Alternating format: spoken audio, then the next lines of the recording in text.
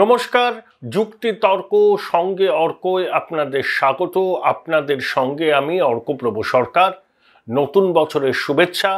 নতুন বছর আপনাদের সবার ভালো কাটুক, সুস্থ থাকুন, আনন্দে থাকুন।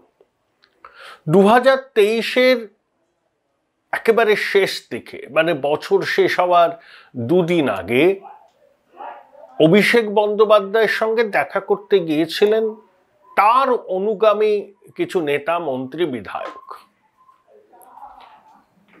এই দলে ব্রাত্য বসু, পার্থ ভৌমিক, কুণাল ঘোষের পাশাপাশি প্রবীণ তাপস রায়ও ছিলেন। 4-4.5 ঘন্টা বৈঠক হয়। তারপরে নৈশ ভোজেও তারা একসঙ্গে ছিলেন এবং তারা অভিষেককে আবার সক্রিয় রাজনীতিতে ফিরে আসার কথা বলেন, মানে দলের হাল ধরার কথা বলেন। কারণ এরা প্রত্যেকেই ছোটবাবুর ঘনিষ্ঠ, ছোটবাবুর বলে এরা বলিয়ান। এদের মধ্যে একজন ছোটবাবুকে নেতা বলে মানেন, যিনি ছোটবাবুর থেকে বয়সে অন্তত ডবলেরও বেশি যার বয়স। সুদীপ বন্দ্যোপাধ্যায়কে কাঁচি করার জন্য যিনি সদা তৎপর, সেই সত্যরোদ্য তাপস রায়ও ছিলেন, আবার সবজান্তা মুখোপাত্রও ছিলেন। সবজান্তা মুখোপাত্রকে ছোটবাবুর মুখপাত্র বলা হয়, যদিও তিনি দলের প্রধান মুখপাত্র, তবে সবাই ওনাকে ছোটবাবুর মুখপাত্র বলে। ছোটবাবুর মান ভাঙাতে গিয়েছিলেন। ছোটবাবু সেই রাজভবনে অবস্থানের পরে সেই যে আড়ালে চলে গেছেন, তাকে কিন্তু আর সেভাবে সক্রিয় রাজনীতিতে দেখা যাচ্ছে না। ছোটবাবুর কিছু ব্যাখ্যা আছে। তার নাকি অভিমান হয়েছে প্রাইভেট লিমিটেড নয়, এটা হচ্ছে প্রোপ্রাইটারশিপ কোম্পানি। প্রোপ্রাইটারশিপ কোম্পানিতে এসব মান অভিমান লেগেই থাকতে পারে, তারপরে আমে দুধে মিশে যায়। কিন্তু ছোটবাবু যে কথাগুলো উল্লেখ করেছেন বলে সূত্র মারফত জানা যাচ্ছে, কাগজেও বেরিয়েছে, তার মধ্যে সব থেকে তাৎপর্যপূর্ণ লেগেছে আমার একটি বিষয়, যে আমলারা নাকি কথা শুনছেন না। সরকারি আমলারা, উচ্চপদস্থ আমলারা। আসলে আমলারাই তো সরকার। Chief secretary, home secretary, DG মানেই সরকার। তো অনেক প্রকল্প যেগুলো ঘোষিত হয়েছে তার প্রপার ইমপ্লিমেন্টেশন হচ্ছে না। 2, যে প্রতিশ্রুতি ছোটবাবু দিয়েছেন সেই প্রতিশ্রুতি নাকি পালন হচ্ছে না। যেমন ধূপগুড়িকে মহকুমা ঘোষণা করা, যেটা ছোটবাবু বলেছিলেন যে করে দেবেন এই বছরের শেষে, কিন্তু বছর তো হয়ে গেল, এখনো বোধহয় ধূপগুড়ি মহকুমার স্বীকৃতি পায়নি। ছোটবাবু বিড়ম্বিত হয়েছেন। তার মনে হয়েছে যে তিনি কথা দিয়েছেন, তিনি ছোটবাবু বৈভবের আস্ফালন করতে অভ্যস্ত। কথায় কথায় বলেন না, কিছু হলে কি যেন তিনি এটা করে নেবেন। গণতান্ত্রিক দেশে এই ধরনের অগণতান্ত্রিক কথাবার্তা বলার কি করে তিনি বলতে পারেন, একমাত্র তিনিই জানেন। যাই হোক, মোদ্দা ব্যাপার হচ্ছে অনেক প্রকল্পের সফল রূপায়ণ হচ্ছে না। বার্ধক্য ভাতা, তারপরে বিধবা ভাতা, পেনশন অনেকেই ঠিক মতো পাচ্ছেন না। ডায়মন্ড হারবারই ছোটবাবুর নির্বাচনী কেন্দ্র, 70,000-এর বেশি মানুষ নাকি বার্ধক্য ভাতা পায়নি। সেই জন্য তিনি বলেছেন যে তিনি উদ্যোগী হয়ে বার্ধক্য ভাতা দেবেন। সরকারের উপর চাপ সৃষ্টি করছেন, কিন্তু একটা ইনার্শিয়া কাজ করছে সরকারের অন্দরে। এটাই তাৎপর্যপূর্ণ। আপনারা ফিরে যান আজ থেকে 15 বছর আগে। 2009-এর লোকসভা নির্বাচনের ফল বেরোনোর পর তদানীন্তন আমলাশাহীর একটা বড় অংশ বুদ্ধবাবুর কথা শুনতেন না। তারা বুঝতে পেরেছিলেন যে মমতা বন্দ্যোপাধ্যায় ক্ষমতায় আসছেন, সেই পদধ্বনি তারা বুঝতে পেরেছিলেন। তাই আমলাদের মনও রাতারাতি বদলাতে শুরু করে এবং তারাও ওই সময়ের দাবি মেনে যেদিকে হাওয়া, সেই হাওয়া স্রোতে গা ভাসিয়ে দেন। আপনারা বলুন না, 2009-এর মে জুন মাস থেকে 2011 পর্যন্ত বুদ্ধবাবুর সরকারের অনেক নির্দেশ আমলারা সেভাবে পালন করতেন না। দায়বদ্ধতার প্রশ্ন দেখা গিয়েছিল, কারণ আমলারা তখন অন্য ঘাটে তরি ভেরানোর জন্য ব্যাকুল। মহিষী নারীর অনুগ্রহ থেকে তারা যাতে আগামী দিনে বঞ্চিত না হন, সেই জন্য তাদের তৎপরতা ছিল চোখে পড়ার মতো। সেই সব ঘটনার আমি সাক্ষী। তাহলে কি বর্তমান আমলাগুলো অনাগত কালের পদধ্বনি শুনে এখন থেকেই নিজেদের নৌকাটা ঠিক জায়গায় ভেরাবার ছক করছেন? বুঝতেই পেরে গেছেন দেয়াল লিখন যে 24-এ তৃণমূলের বিপর্যয় লোকসভায়, আর তারপরে আর সরকার কতদিন থাকবে সেটা নিয়ে তাদের মনেও ঘোর সন্দেহ। তাই অতিরিক্ত তৃণমূলী হওয়ার থেকে এখন একটু গায়ে হাওয়া লাগিয়ে ঘোরাই ভালো, সরকারের সঙ্গে একটু দূরত্ব করলেই ভালো। কারণ পরবর্তী যারা ক্ষমতায় আসবেন তাদের আমলেও তো সব ভালো ভালো পদ পেতে হবে না। তাই অনাগত প্রভুদের হোস্টাইল করে লাভ কি? খুব সিগনিফিকেন্ট যে আমলাদের মধ্যে একটা ইনারশিয়া কাজ করছে। এতদিন তো এই কথাটা কখনো শুনিনি।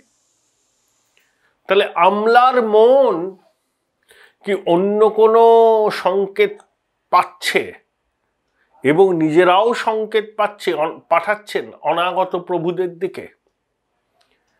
না হলে যে সরকার পুরোটাই আমলা নির্ভর, পুলিশ নির্ভর, ইলেক্টেড রিপ্রেজেন্টেটিভদের থেকে। Join Indian institute of hotel management now. Right choice, right decision. সরকারের শীর্ষ মহল আমলাদের উপর নির্ভর করে সরকার চালাতে চান। মুখ্যমন্ত্রী অনেক বেশি chief secretary, home secretary, DG, কলকাতার পুলিশ কমিশনার, কিছু কিছু গুরুত্বপূর্ণ দপ্তরের সচিব, পরামর্শদাতা, এদেরকে অনেক বেশি ভরসা করেন। সমস্ত বিডিওদের ফোন নাম্বার তার কাছে আছে, তাদের জন্মদিনে তিনি শুভেচ্ছা পাঠান। একদম ডাইরেক্ট যোগাযোগ। ইলেক্টেড রিপ্রেজেন্টেটিভদের কাছ থেকে অনেক ক্ষমতা সরিয়ে আমলাদের হাতে দেওয়া হয়েছে, তারাই সরকারের মুখ। অভিষেকের যে অভিমান যে ইনারশিয়া কাজ করছে, আমলারা সরকারি প্রকল্পের রূপায়ণে যথাযথভাবে উদ্যোগী হচ্ছেন না, এর থেকে এই কনক্লুশনে আসাটা কি খুব অযৌক্তিক যে আমলাদের মন আস্তে আস্তে বদলাচ্ছে, তারা অন্য কারুর পদধ্বনি শুনতে পাচ্ছেন এবং সেখানে তরি ভেরাবার বন্দোবস্ত করছেন। জানেন, পুলিশ সবার আগে পালা বদলের গন্ধ পায় এবং সেই অনুযায়ী পুলিশ তাদের কাজকর্ম পরিচালনা করে। যাদেরকে জেলে ভরে রাখত শাসকদের নির্দেশে, এখন তাদের প্রতি ভক্তিতে গদগদ হয়ে ওঠে পুলিশ। কারণ তারা বুঝতে পারে যে আজকে যাদেরকে আমি গ্রেপ্তার করে ভ্যানে তুললাম, আগামী দিনে তারাই কর্তা ব্যক্তি হয়ে বসবেন, আমার ট্রান্সফার, পোস্টিং সবই তখন এদের হাতে থাকবে। তাই আস্তে আস্তে আস্তে আস্তে অবস্থানটা বদল করে। অভিষেক কার্যত এটাই বুঝতে পেরেছেন। তার মানে অভিষেক বুঝেছেন পায়ের তলা থেকে আস্তে আস্তে মাটি সরে যাচ্ছে, ফাটল চওড়া হচ্ছে। ডায়মন্ড হারবার তিনি তো কঠিন চ্যালেঞ্জের মুখে। 3,20,000 জিতেছিলেন, বলেছিলেন 4 লক্ষ ভোটে জিতবো। জিতবেন কি হারবেন আমি এখন বলতে পারবো না, তবে একটা কথা বলে রাখি, আকর্ষণীয় লড়াই হবে। ওই 3,20,000 গল্প তৃণমূলের বন্ধুরা ভুলে যান। আকর্ষণীয় উপভোগ্য লড়াই হবে, একেবারে শেষ রাউন্ড পর্যন্ত টান টান ম্যাচ হবে। আর নওশাদ যদি বাম কংগ্রেস আইএসএফ এর সমর্থিত প্রার্থী হয়ে দাঁড়ায় আর বিজেপি যদি একজন শক্তপোক্ত ক্যান্ডিডেট দেয়, ট্রায়াঙ্গুলার ফাইটে এনিবডিজ গেম হয়ে যেতে পারে ডায়মন্ড হারবার। ডায়মন্ড হারবারে 2014-এ 70,000 ভোটে অভিষেক জিতেছিলেন, পরের বার সেটা 3,20,000-এ দাঁড়ালো। সেই ফলাফল কিভাবে হয়েছিল এইসব নিয়ে বিরোধীদের অনেক অভিযোগ আছে, আমি তার মধ্যে ঢুকতে চাইছি না। ফিগার 3,20,000-এর একটু বেশি। কিন্তু 2024-এ অভিষেককে কঠিন চ্যালেঞ্জের মুখে পড়তে হবে, ট্রায়াঙ্গুলার ফাইট হবে।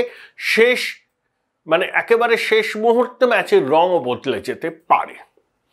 যারা ডায়মন্ড হারবারে থাকেন, ডায়মন্ড হারবারের রাজনীতির খবরাখবর রাখেন, তাদের সাথে কথা বলে আমার এই ধারণাটা হয়েছে।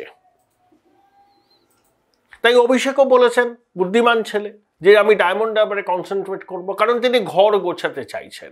ডায়মন্ড হারবারকে ফেলে রেখে তিনি যদি সারা রাজ্য জুড়ে নানাবিধ কর্মসূচি নেন, আর নির্বাচন তো এগিয়ে আসছে, আর ডায়মন্ড হারবার যদি অবহেলিত থেকে যায়, সেটা তার নিজের রাজনৈতিক ভবিষ্যতের ক্ষেত্রে খুব একটা ভালো হবে না। সেটা বুঝতে পেরেছেন অভিষেক। পরামর্শদাতা সংস্থা নিশ্চয়ই ফিডব্যাক দিচ্ছে যে ডায়মন্ড হারবারের লড়াই ক্রমশ কঠিন থেকে কঠিনতর হয়ে যাচ্ছে। তাই ছোটবাবুরকে যারা নেতা বলে মানেন, সেই সব নেতারা যখন তার মন বোঝবার জন্য, তার মান ভাঙানোর জন্য গিয়েছিলেন, তখন কিন্তু তারা এইটুকুই বুঝেছেন যে ছোটবাবুর কথার ব্যাখ্যা যদি এরকম হয় যে প্রশাসনের একটা বড় অংশ সরকারের কথা শুনছে না। কেন শুনছে না, যেটা আমি আগে এক্সপ্লেন করলাম, এবং তিনি ডায়মন্ড হারবারে কনসেন্ট্রেট করতে চান। করুন ডায়মন্ড হারবারে।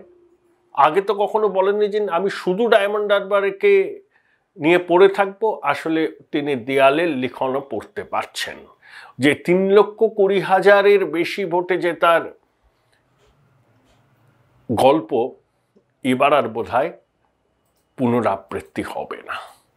তাই সব কিছু ভুলে এখন তিনি ডায়মন্ড হারবারেই সময় দেবেন। তার অনুগামী বিধায়করা হয়তো আশাহত হয়েছেন যে ছোটবাবুকে সামনে রেখে তারা কর্তৃত্ব ফলাতেন। এখন ছোটবাবুই তাদের মুখের উপর বলে দিয়েছেন যে ডায়মন্ড হারবার বিনা গতি নই, তাই তারা ব্যর্থ মনোরথ হয়ে ফিরেছেন। এই তো অবস্থা, এই হচ্ছে অবস্থা। মমতা বন্দ্যোপাধ্যায় নাকি 2-1 কর্মসূচি বাতিল করেছেন শুনলাম। কেন করলেন কর্মসূচি বাতিল সেটা তিনিই বলতে পারবেন। তবে ওই যে ছোটবাবুর সঙ্গে তার পিসির দ্বন্দ্ব আছে কি দ্বন্দ্ব নেই, এ বিষয় নিয়ে শেষ কথা বলার সময় আসেনি। ছোটবাবু সিন্দে হবেন কিনা সে বিষয় নিয়েও বলার কোনো সময় আসেনি। তবে দুজন মানুষের মধ্যে বিভিন্ন বিষয়ে মতপার্থক্য থাকতে পারে, হয়তো আছেও, কিন্তু সেটা এখনো পয়েন্ট অফ নো রিটার্নে যায়নি। নবীন প্রবীণ দ্বন্দ্ব আছে। ছোটবাবু নবীনদের সুযোগ দিতে চান, আর মমতা বন্দ্যোপাধ্যায় তার দীর্ঘদিনের সঙ্গীদের উপরই ভরসা রাখতে চান। এ নিয়ে একটা কনফ্লিক্ট অফ ইন্টারেস্ট আছে। তারপরে নতুন বছর যত এগোবে তত কেন্দ্রীয় এজেন্সির তদন্তের গতি বাড়বে। মাননীয় বিচারপতি অমৃতা সিনহার এজলাসের শুনানি শুরু হবে। মাননীয় বিচারপতি দেবাংশু বসাকের এজলাসে ওই নিয়োগ দুর্নীতির তদন্তের শুনানি শুরু হবে। সিবিআই ইডির তৎপরতা বাড়বে। এই সমস্ত আবহে অভিষেকের কথা যেটা বেরিয়েছে সংবাদ মাধ্যমে, সেটা যদি সত্যি হয়, পশ্চিমবঙ্গের আমলাশাহীর একটা বড় অংশ সরকারের কথা শুনছে না। এটা হলো সব থেকে তাৎপর্যপূর্ণ। কারণ আমলাদের মন তাহলে পরিবর্তন হচ্ছে। আমলারা কি সংকেত পাঠাতে চাচ্ছেন, এবং সেটা বুঝতে পেরেই ছোটবাবু এবং তার পিসি প্রবল দুশ্চিন্তাগ্রস্ত হয়ে পড়েছে।